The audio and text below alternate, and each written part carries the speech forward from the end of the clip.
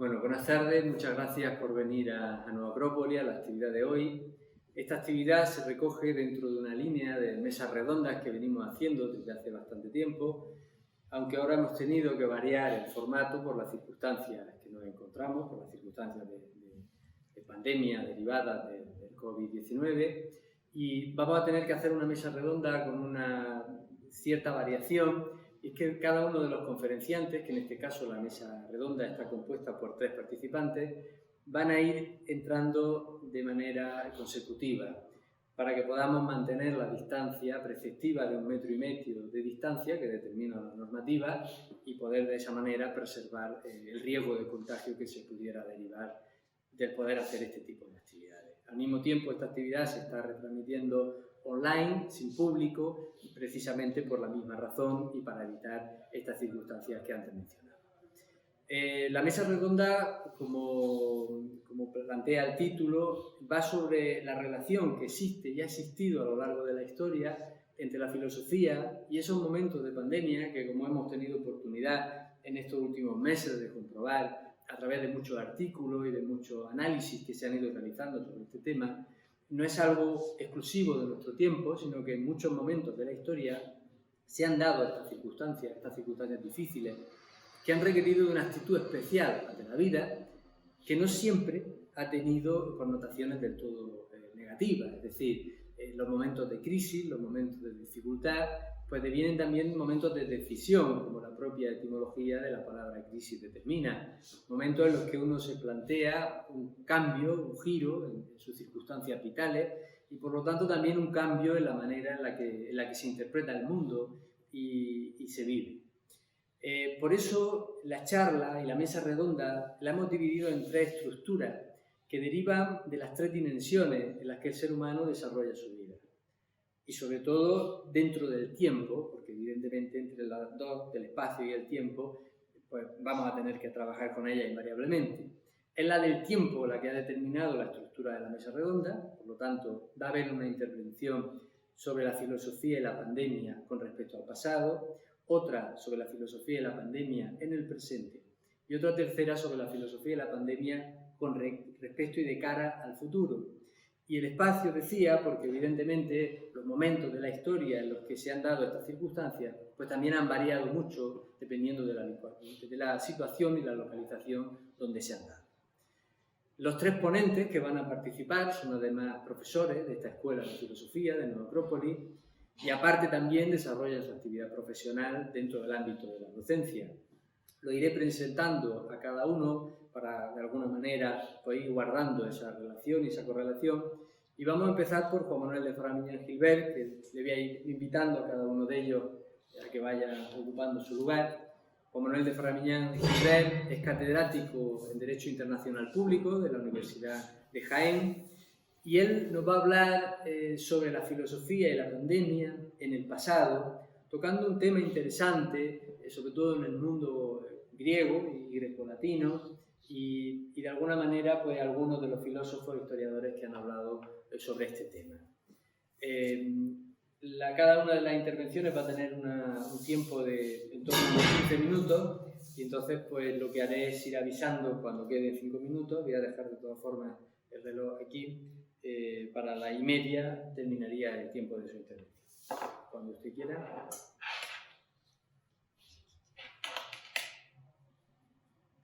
Muy bien, muchas gracias. Es una satisfacción poder estar en esta mesa redonda que en alguna medida se determina la idea de tratar de luchar contra las limitaciones que nos plantea la pandemia y que en definitiva lo que necesitamos es poder hablar y poder seguir comunicándonos en el entorno social en que nos encontramos. A mí me ha tocado hablar del pasado y para hablar del pasado me he elegido justamente un tema que me parece interesante, que es la guerra del Peloponeso, de Tucídides, en donde él narra en el libro 2, en el libro segundo de su escrito, narra justamente la peste, porque además, entre otras cosas, Tucídides se afectó por esta peste y la conoció, según cuenta él, con el rigor de la misma. Fue en el 430 antes de nuestra era, cuando en el segundo año de la guerra del Peloponeso, que se plantea entre Esparta y Atenas, una guerra que va a durar 27 años y que esa pandemia dura 4 y extermina a gran parte de la población de Atenas por una serie de circunstancias importantes, en donde de los 300.000 habitantes que tenía Atenas entonces, mueren 100.000. Por lo tanto, es un desastre realmente lo que ocurrió. ¿Y cómo se plantea, cómo se define todo aquello? Pues, en definitiva, va a surgir en el verano del 430, justamente en el verano, vais a ver que hay una serie de elementos que se repiten con la pandemia actual, en donde vamos a tener como hecho que surge una plaga, no se sabe médicamente, aunque luego voy a referirme sucintamente al tema, no se sabe exactamente por qué, cómo se produce y cuál es la etiología de la misma, pero sin embargo es devastadora, y las narraciones que el propio Tucídides nos narra son terribles, son escalofriantes, realmente escalofriantes. Entonces, pues lo que sí se ve, y se ve realmente, es que, entre otras cosas, él no habla de pandemia, ni habla de peste. Él utiliza otros términos muy distintos, como por ejemplo padecimiento.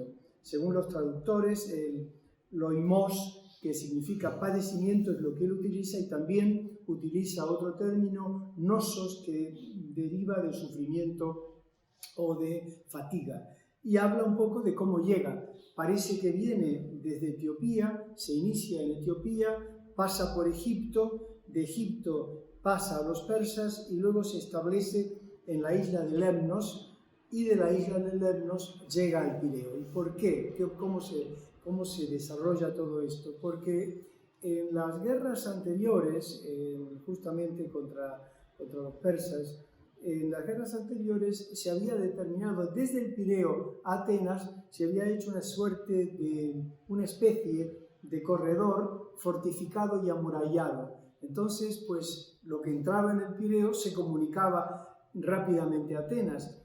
Era bueno, por un lado, porque nos protegía, esto ya lo habían planteado desde las guerras anteriores, protegía contra el enemigo, pero el enemigo invisible es el que se va a infiltrar desde el Pireo, penetra en Atenas y realmente devasta. Es curioso también y es interesante ver cómo la terminología que utiliza Tucídides es muy correcta, según dicen los médicos actuales, porque es muy hipocrática. Es que eran contemporáneos ambos, tanto Tucídides como Hipócrates eran contemporáneos, se habían vivido y conocía seguramente todo aquello. Pero, ¿qué es lo que genera esta pandemia? Pues una crisis profunda de valores. Ya no se respeta el orden social, cuenta él, esto acarrea la inmoralidad, la gente vive al día sin respetar las normas ni las leyes, hay una anomía absoluta y solo se piensa en la supervivencia, a tal punto que cuenta Tucídides que muchos de ellos robaban pensando en que el tiempo de la ley no les iba a alcanzar, y porque pensaban morirse antes o que iban a morir antes, dado que en su entorno veían que todo esto se devastaba. Y también una cosa que es muy curiosa y muy preocupante, sobre todo para la época, es la miseria moral que la crisis y la pandemia, la crisis sanitaria genera, y el menosprecio de los dioses. Hay un menosprecio a los dioses como si los dioses hubieran abandonado a la ciudad de Atenas. Y lo peor de todo, para un griego el culto a los muertos era importantísimo. Y llega un momento en que ya no se respeta a los muertos. Y las familias no los entierran porque no les da tiempo de enterrarlos. Se queman. Y los crematorios, que generalmente están en manos de los más ricos, pues son utilizados también por los pobres, que utilizan las cenizas o lo que queda para poner ahí a sus muertos. Él cuenta realmente todo esto de una manera muy alarmante, porque se ha quebrado el modelo. el sistema. Y otro tema que también me parece interesante recordar, muy parecido a lo que está ocurriendo en la actual pandemia, es el hecho de que los que más son afectados son los médicos, los sanitarios y aquellos que curan a los enfermos. Y luego, obviamente, las clases más depauperadas. No me va a dar tiempo de analizar mucho más a fondo, pero tengo recogidos algunos textos que luego en el coloquio, si queréis, podemos entrar para ver lo que nos apunta. Y quiero terminar sobre un tema de carácter estrictamente médico. Nadie sabe, ni los traductores, tratando de ver en lo que decía realmente en el griego clásico Tucídides, ni los médicos, y se dice que, claro, los médicos no conocen griego y los traductores no conocen medicina. Entonces ahí se genera un acoplamiento de disfunciones en donde no se logra realmente saber de qué enfermedad o de qué mal, de qué patógeno estamos hablando. Pero es interesante porque justamente cuando se estaba planteando las Olimpiadas en Grecia del 2000, si no recuerdo mal, en las excavaciones que se hace para organizar un metro de Atenas, se encuentra el cementerio de Kerameikos, y en el cementerio de Kerameikos se encuentran restos humanos de 150 niños, mujeres y hombres que probablemente mal enterrados pertenecieran a aquella pandemia. Se analiza o se secuencia a través de lo que se llama la paleomicrobiología, se secuencia el ADN concretamente de las muelas, de la pulpa dentaria, de algunos de los restos que existían o que se habían encontrado, y se descubre que concretamente lo que se determina es la existencia de una Salmonella enterica sabonadar typhi, que sería algo así como una enfermedad de reservorio zoonótica respiratoria que afecta o que tendría que relacionarse con la fiebre tifoidea. Pero tampoco podemos decir que es una realidad, simplemente es una hipótesis más con la que nos encontramos frente a esta situación. Y todos han hablado de pandemias, y vamos a ver que no solamente va a ocurrir esto antes de nuestra era, también después de nuestra era tenemos la famosa peste antonina entre 1065 y 1080 después de nuestra era, después de Cristo, la época de Marco Aurelio. Entonces, justamente en esa época también se piensa que Marco Aurelio fue afectado por la pandemia y muere en esta pandemia que mató a 5 millones de personas, que es una barbaridad con respecto a la cantidad de seres humanos que habitaban en aquel momento. Y también la peste no tenía, volviendo a Tucídides, no tenía no tenía niveles sociales, sino que afectaba a todo el mundo. Pericles fue uno de ellos, y sus 2 hijos también. Muere Pericles en una agonía muy lenta, según nos narran, y también mueren sus 2 hijos y parte de su familia. Y yo recomiendo la lectura de la Guerra del Peloponeso y en particular el discurso fúnebre de Pericles, porque es sumamente interesante y muy evocador. Por mi parte, eso es todo con respecto a esta síntesis del pasado, y pues dejo a los restantes ponentes la posibilidad de seguir planteando estos temas que son sumamente interesantes. Muy bien, muchas gracias. Muchas gracias por tu intervención.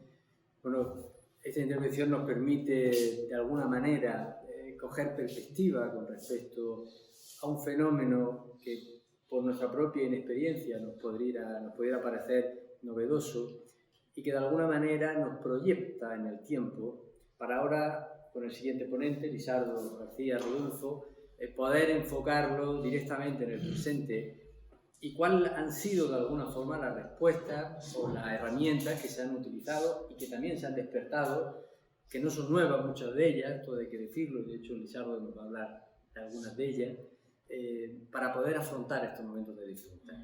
Lisardo García Rodulfo es abogado, licenciado en Derecho, doctor en Historia del Derecho, y nos va a hablar de la filosofía y la pandemia en el presente. Cuando quiera. Muy bien, buenas tardes. Para mí el presente son 15 minutos, que es lo que me otorga el moderador para intentar, Tempus fugit. efectivamente, exponer, digamos, las repercusiones que este hecho tan singular, tan dramático también, pero también tan histórico, pues, ha tenido en nuestra vida, ha tenido en nuestra cotidianidad. Porque es muy interesante el ver cómo, digamos, la fragilidad que tiene la vida. Todo lo que hace 5 meses era para nosotros una manera de vivir, de contemplar la vida, de ser, pues se ha venido un poco abajo. Hasta qué punto el ser humano es más débil de lo que parece que somos, ¿no? Y justamente aprovecho lo que decía Juan Manuel respecto de la historia para intentar plantear algunos elementos de reflexión sobre qué es lo que nos ha pasado o qué es lo que nos está ocurriendo. ¿Por qué hago esto? Pues justamente la historia es el elemento más elocuente, más revelador de lo que pasa hoy día.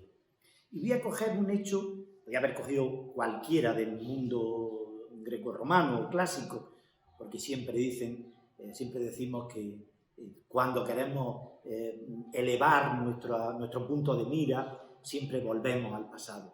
Es como la suerte de espejo donde mirarnos cuando el ser humano o la civilización pierde un poco el sentido y volvemos a retomar esas claves para, como pasó en el Renacimiento y como ha pasado tantas veces en nuestra historia, para que el ser humano pueda elevarse un poco más espiritualmente.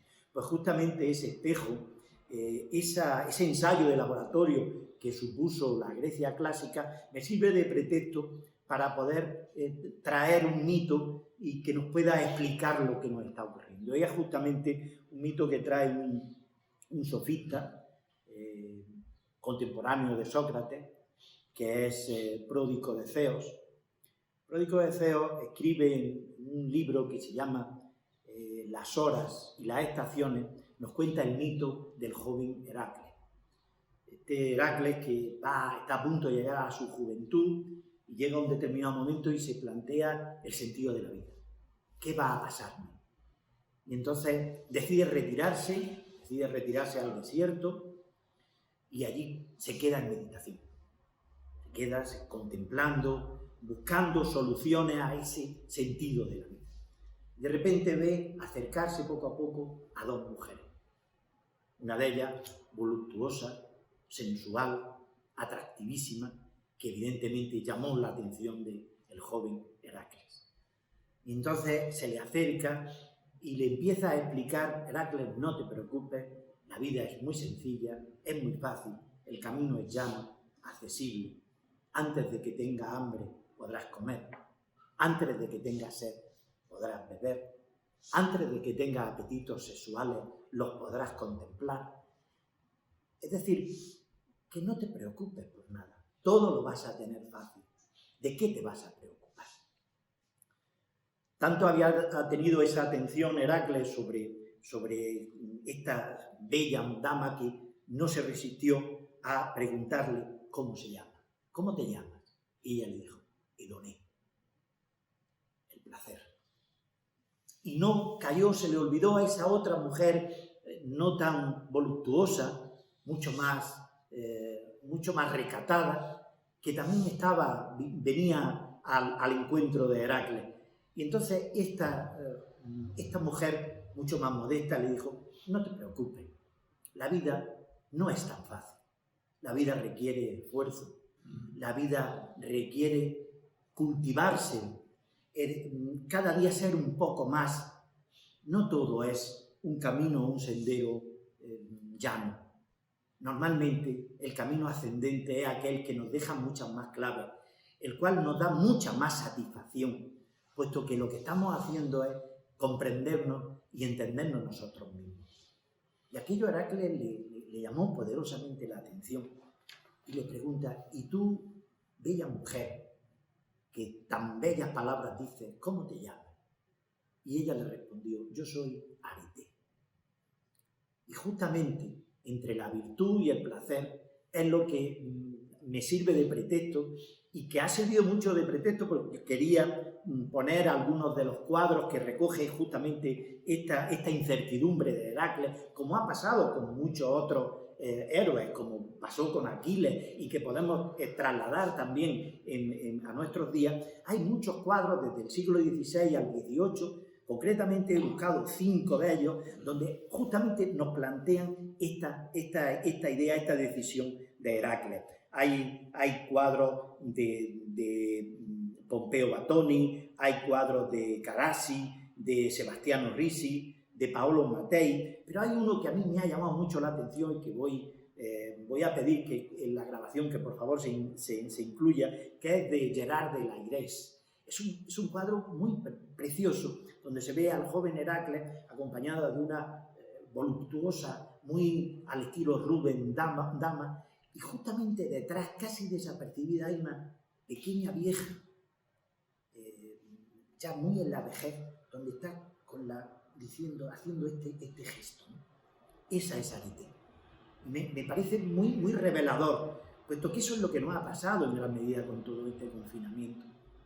De golpe y porrazo, esa vida, ni que decir tiene que Heracles se quedó con Arete, evidentemente.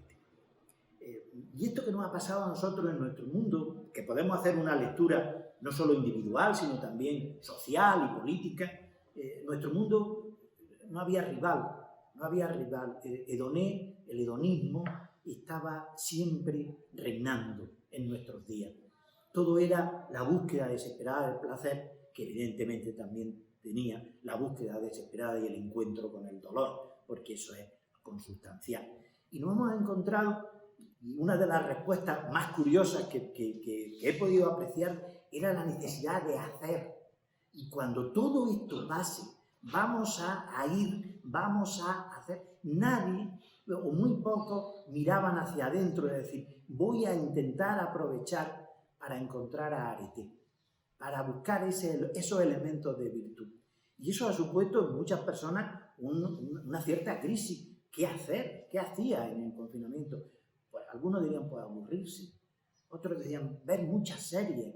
Pero nadie podía buscar esos elementos tan necesarios en el ser humano y sobre todo cómo lo eligió Heracles a la hora de buscar lo que en realidad merece la pena en la vida. Esos elementos más espirituales, más íntimos, que los podemos encontrar delante de un fuego, viendo un amanecer, una noche estrellada, en esos elementos en los cuales el ser humano se encuentra frente a su trascendencia, frente a los elementos inmortales. Que esos son los verdaderos valores, esos son las verdaderas experiencias, aquellas que se pueden transmitir. Porque en la búsqueda del placer es una búsqueda inacabada, es una búsqueda insatisfecha. Nunca podemos llenarnos como seres humanos. Siempre se nos escapa el placer de las manos y siempre intentamos buscarlo. Pues justamente esta sería la primera reflexión que me gustaría aportar en estos días, justamente de confinamiento y de dudas que tenemos ahora mismo. El enemigo, que es un enemigo invisible, que todavía no lo tenemos conocido ni reconocido, nos tiene amordazados. Pero eso nos puede servir justamente para buscar los elementos más virtuosos que pueda tener el ser humano, porque en realidad el concepto de pandemia me llamó mucho la atención porque pandemia es un concepto universal, es un concepto donde es para todo el pueblo, es como el amor carnal de la Venus Pandemos, cuando en realidad siempre nos decían que se tendía mucho más al amor uranio, la Venus urania, ¿no? Pues justamente ese Pandemos no hace diferenciación, es para todo el mundo, para todos los seres humanos, porque todos los seres humanos estamos en este mismo barco que es la Tierra. Otro elemento de reflexión que me gustaría transmitiros, hasta qué punto justamente toda esta idea de confinarnos en base a fronteras y que España dentro nadie pudiese salir y que dentro incluso de las comunidades autónomas no se pudiese salir, hasta qué punto es un poco incoherente cuando en realidad la pandemia no entiende de fronteras. No se iba a amilanar el COVID-19 en pasar a Portugal o en pasar a otra comunidad autónoma. Justamente esto es algo universal que de alguna manera me sirve de pretexto para recordar el concepto estoico de ciudadanos del mundo. Y traigo a colación el estoicismo porque, curiosamente, si buscáis dentro de Google de filosofía y pandemia, que he tenido oportunidad de hacerlo, he encontrado casi más de 300 relaciones con artículos, reflexiones sobre la importancia del estoicismo en el periodo de crisis, la importancia del estoicismo en estos momentos. Y no solo ya por el concepto de ciudadano del mundo, sino por ese concepto de ataraxia tan bello que los estoicos planteaban en el sentido de decir que, bueno, que aquello que no depende de mí, aquello que viene de fuera, aquello que en realidad yo no puedo intervenir, pues tengo que intentar tomarlo de la manera más tranquila posible, puesto que en realidad no puedo hacer nada. Y a mí me parece esa también una reflexión muy interesante. Todos estamos en el mismo barco. La cantidad de noticias, como os decía, han sido grandiosas. Y me llama la atención también en otro elemento importante. Creo que nos ha puesto de manifiesto esta pandemia justamente las debilidades de esta ideología dominante en el siglo XXI. Es el culto a hedoné, el culto al consumo, el culto a tener que gastar, el culto a tener de consumir, y cuando eso en alguna manera nos lo perturban, nos están poniendo al lado de buscar otra cosa, el ser humano se encuentra un poco cojo. Y creo que es necesario volver a esa necesaria búsqueda estoica que, como lo que decía en ese ejemplo, en esa búsqueda de arete, en la búsqueda de la virtud como un elemento necesario para seguir aportando sensatez en este mundo. Porque creo que Harry lo desarrollará ahora en el futuro, pero creo que es uno de los elementos más necesarios. Porque en alguna manera nuestra asociación, Acrópolis, busca justamente esa virtud. Ante todo, buscar esa experiencia innata al ser humano, buscar esos elementos que puedan colmarnos por dentro, que en alguna manera ese monolito que tenemos dentro de nuestra alma lo podemos ir cincelando poco a poco para sacar esa verdadera escultura, belleza, esa belleza interior que llevamos dentro. La inflación, el capitalismo exacerbado de estos días nos están convirtiendo en esos esclavos consumistas que, de nuevo, ese mito de la caverna platónico nos recuerda permanentemente. Y yo creo que hay algo más detrás de Hedoné. Hay algo más detrás del placer por el placer.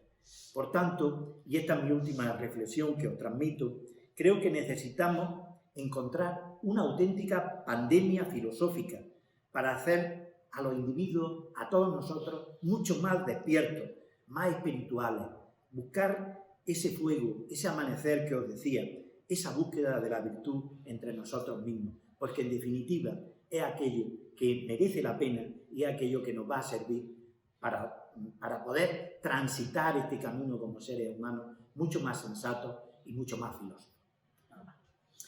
Muy bien, muchas gracias, Lisardo, por tu intervención.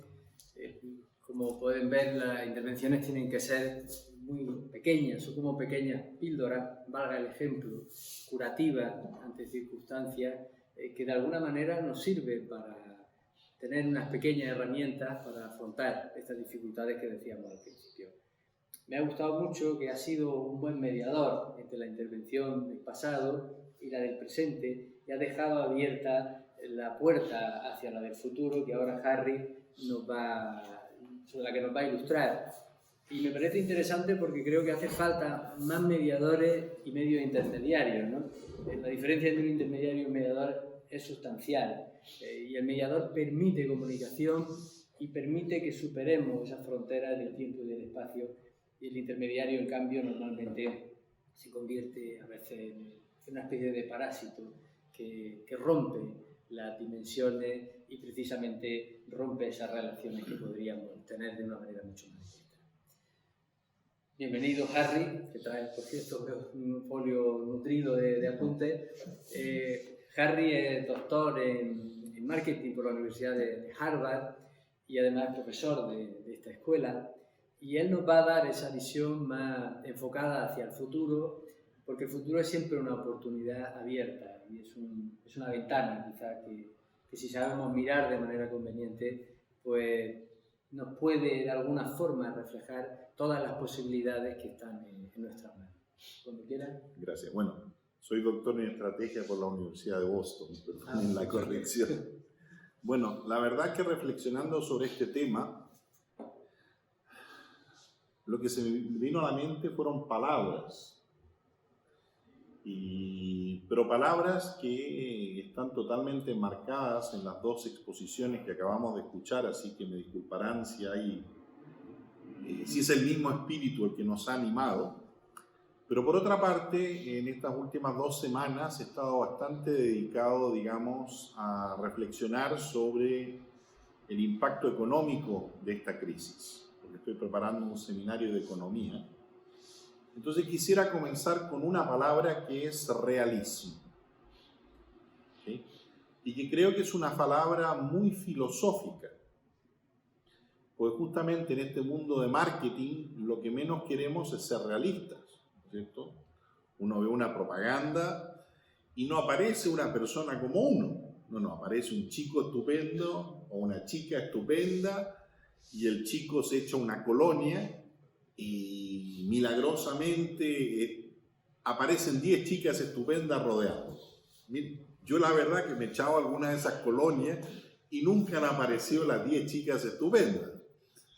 Entonces hemos generado un mundo justamente de amplificación de las sombras naturales que hay en la caverna, si nos referimos a Platón.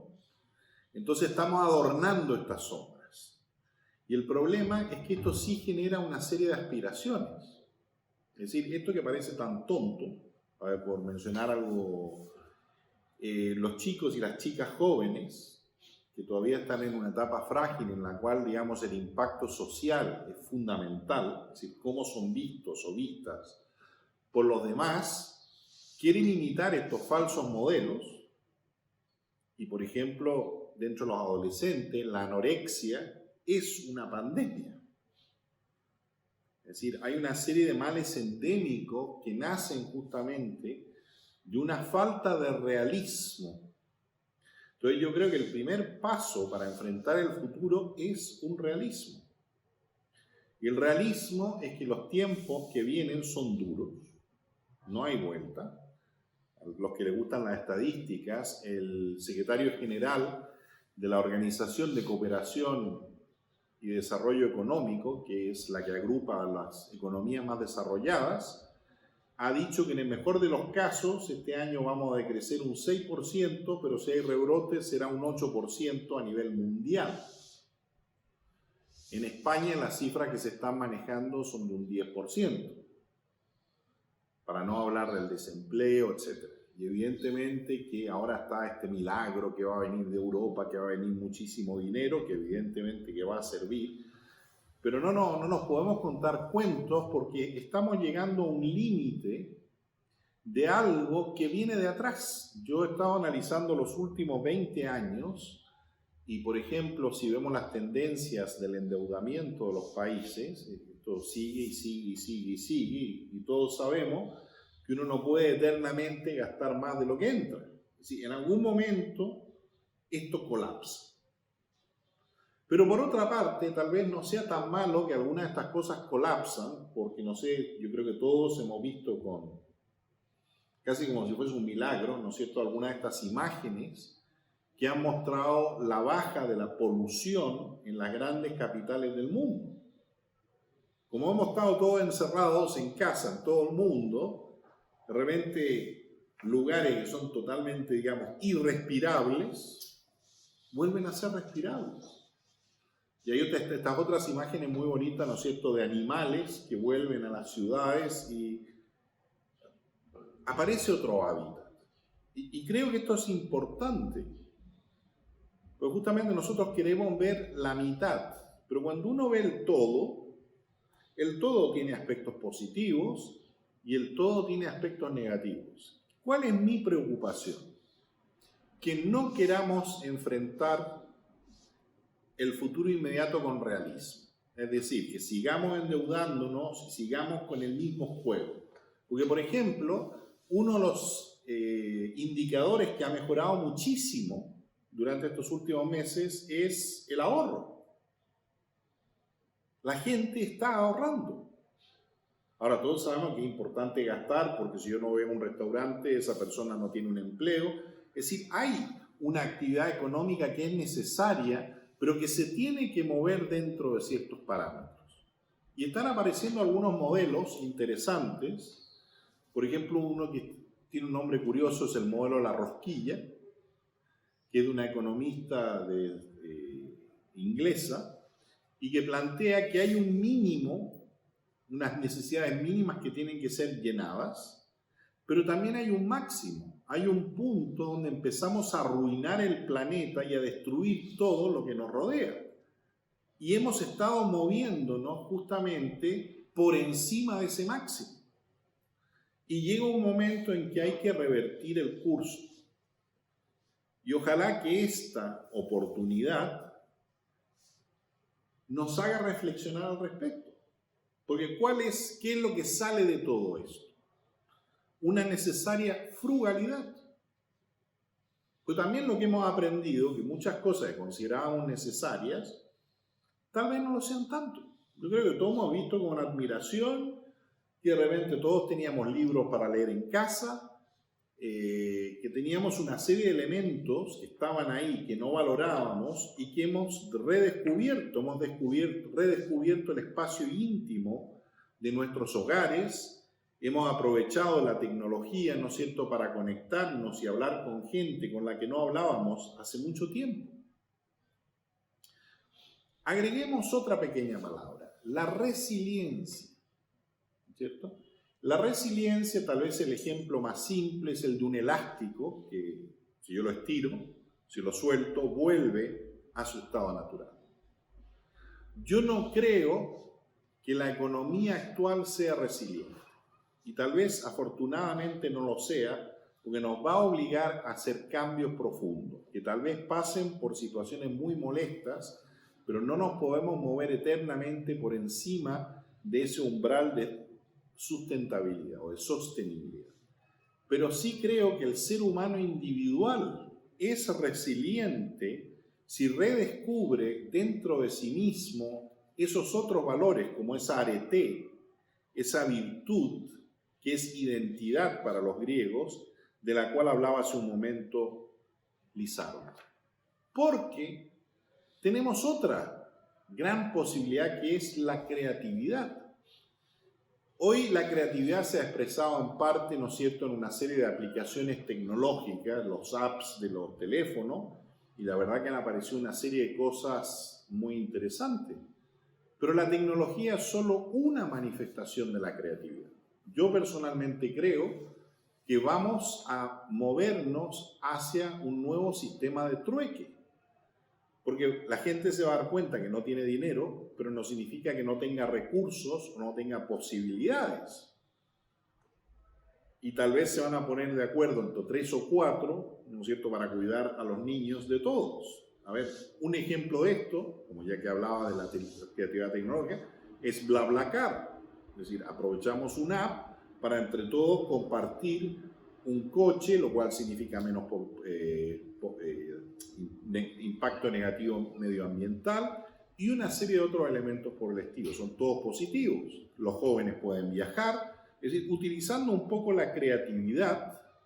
Y yo creo que la creatividad puede nuevamente llevarnos a la solidaridad. Porque este problema no lo vamos a solucionar individualmente, sino que juntos. Y vamos a tener que salir de la utopía en la que hemos estado viviendo, que el sueño es, ¿no es cierto?, yo me voy a vivir a una ciudad grande y en esa ciudad grande yo tengo un piso solo y tengo un coche solo que parece está estacionado 95% del tiempo porque no lo utilizo. Eso no es sostenible. Es decir, eso ya no da para más. Y es muy interesante y esto lo hemos visto en los últimos 20 años, ¿no es cierto?, cómo de repente chicos jóvenes que no tienen un trabajo, tal vez tienen un trabajo muy mal pagado, vuelven a vivir con sus padres. Algunos lo hacen así simplemente, pero tal vez en otros decir muy bien, tú vuelves a vivir, pero contribuyes a la economía común. Y yo creo que aquí hay un elemento que quiero aquí tocar en relación a lo que ha hablado de historia Juan Manuel, que tal vez el peor de los males ha sido que hemos olvidado las lecciones de nuestra propia historia. Por ejemplo, en España están todas las lecciones de la gente que tuvo que vivir esas décadas después de la guerra civil y que era gente muy fuerte. Y aquí hay, ¿no es cierto?, aquí en nuestro público tenemos gente magnífica, gente mayor, que hasta el último de sus días ha estado activo. Y tal vez tienen un poco de tierra que cultivan hasta el final y hacen su vino y hacen una serie de cosas. Es decir, hay un elemento también, yo creo que la solidaridad tiene que también ser una solidaridad entre generaciones. ¿Sí?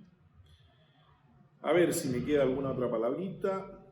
Bueno, yo creo que tal vez una buena palabra para terminar es una palabra que yo creo que nos ha hecho, un concepto que nos ha hecho reflexionar a todos y que fue un regalo que nos ha sido dado antes de la crisis, que es la palabra fortaleza. Esto hay una bella representación, ¿no es cierto?, ya que a Elizardo le gustan los cuadros de Botticelli, pero justamente, ¿qué es la fortaleza?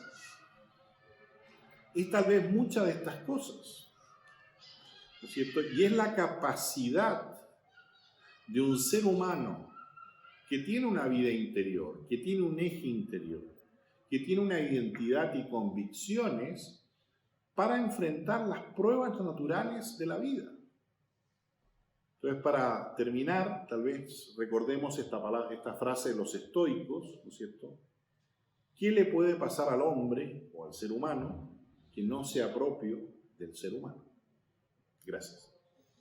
Muy bien, muchas gracias, Harry. Muchas gracias a todos los tres ponentes que han participado hoy. Creo que como conclusión podríamos plantear una idea que he ido cogiendo de todo, y es que quizá para poder superar esa frontera del tiempo y del espacio, una de las cosas que deberíamos de empezar es a estudiar la historia, realmente para poder superar esa frontera del tiempo y empezar a acercarnos lo uno al otro con las medidas oportunas sanitarias para romper esa frontera del espacio que hacen que nos dividamos. Cada uno de vosotros habéis referido a líneas de pensamiento filosóficas que precisamente hacen eso y que hacen un llamado a superar esos límites que de alguna manera nos hemos impuesto de forma más consciente o menos consciente y que es una cárcel ficticia de la que probablemente con un poquito de conciencia, no necesariamente mucha, sino prestando un poco de atención, y estos momentos nos la requieren, pues podamos ver que son en el fondo puertas y límites de papel, y detrás de ellos hay un mundo mucho más abierto y repleto de posibilidades. Muchas gracias a todos y muchas gracias al público no presente, pero presente en cierto modo, también en el futuro para los que sean. Muchas gracias.